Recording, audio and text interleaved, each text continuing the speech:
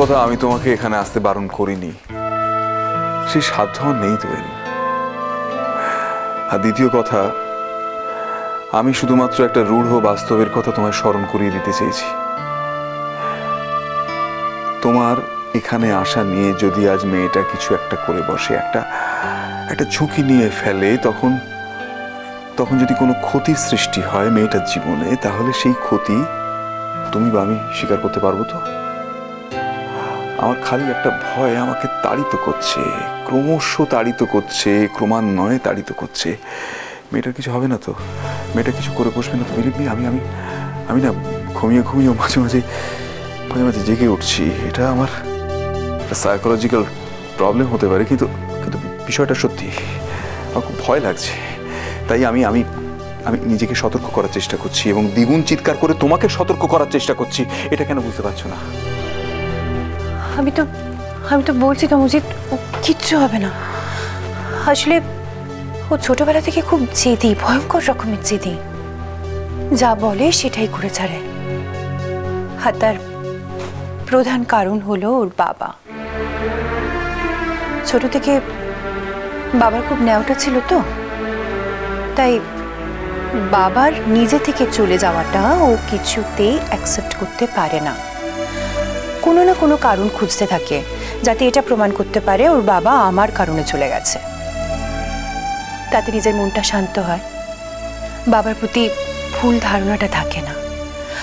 জানো, ও সব কিছু বুঝেও ও আমাকে দোষারোপ করে যাতে ও নিজের বাবাকে সেফ সাইডে রাখতে পারে।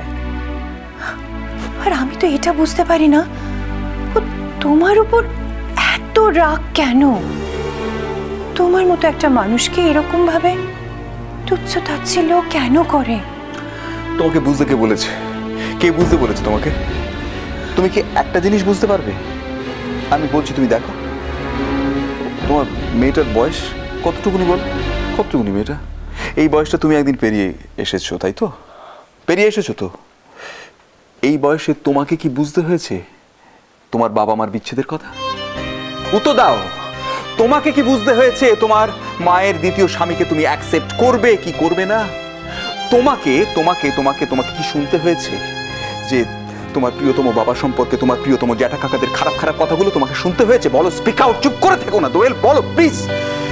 তোমার মেয়েটাকে শুনতে হয়, তোমার মেয়েটাকে বুঝতে হচ্ছে। ওইটুকু বয়সে বিরাট বিরাট সমস্যাগুলো পাথরের চাঁইয়ের মতো তার মাথার উপর পড়ছে, আর সে চিৎকার করে উঠছে। তার সমস্যাটার কথা বোঝার চেষ্টা করো। আমি করি প্রতিনিয়ত করি, তাই আমি এরকম নির্বোধ আনন্দে সুখে থাকতে পারছি না। আমার কিছু করার নেই। আমি প্রতি মুহূর্তে মেয়েটাকে ফিল করছি, আর তত আমার ভয় হচ্ছে। না না না না, আমি এইভাবে আমাদের মেয়েটাকে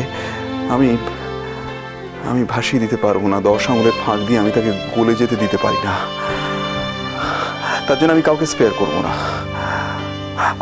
আমি বুঝতে পেরেছি যে ওর চোখের সামনে এখন আমি দুঃস্বপ্ন। এই দুঃস্বপ্নটা সরে গেলে ও একটু শান্তি পাবে, ফলে আমি সেই দুঃস্বপ্ন সরিয়ে দেব। আমি বুঝতে পেরেছি ওর মা আর ওর জীবনের মাঝখানে আমি একটা দেয়াল, একটা প্রাচীর, সেই প্রাচীরটাকে আমি ভেঙে গুঁড়িয়ে দেব। কিন্তু আমি মেয়েটাকে মুক্তি দেব। তারপর অনেকদিন কেটে গেলে, অনেক জল পেরিয়ে গেলে, যদি ওর মনে হয় যে মানুষটাকে যতটা খারাপ ভেবেছিলাম সে ততটা নয়, যদি একটু করুণার বাড়ি সে আমার দিকে ঢেলে দেয়, তাহলে আমার চেয়ে খুশি আর কেউ হবে না। কিন্তু যতদিন তা না হচ্ছে ততদিন আমাদের এইভাবে থাকতে হবে। হ্যাঁ, yes, this is my final decision. এখন তুমি এরকম দুমদাম হুটহাট ওর মতে এখানে আসবে না। এখন আমাদের দূরভাষের মধ্যে দিয়ে জীবন কাটাতে হবে। আমি দূরভাষের মধ্যে দিয়ে তোমার দিনলিপি জানবো, তুমি দূরভাষের মধ্যে দিয়ে আমার সন্ধ্যার ক্লান্তির কথা শুনবে। দোয়েল,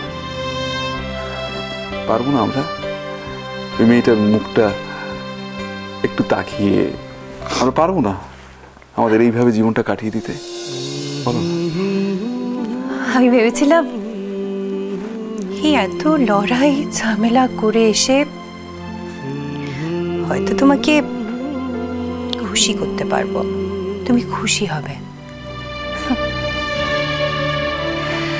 না গো, কোনো চেনা পদ্ধতিতে চেনা ভাবে তোমাকে আমি খুশি করতে পারবো না। চেনা পদ্ধতিতে আমাকে খুশি করা যায় না।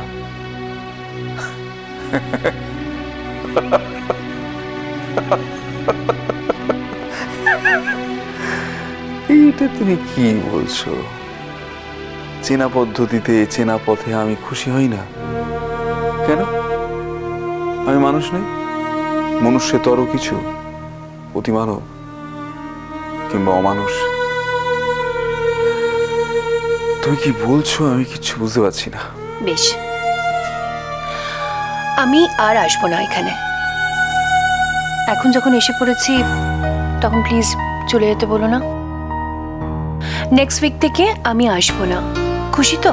একটু আগে তুমি আশায়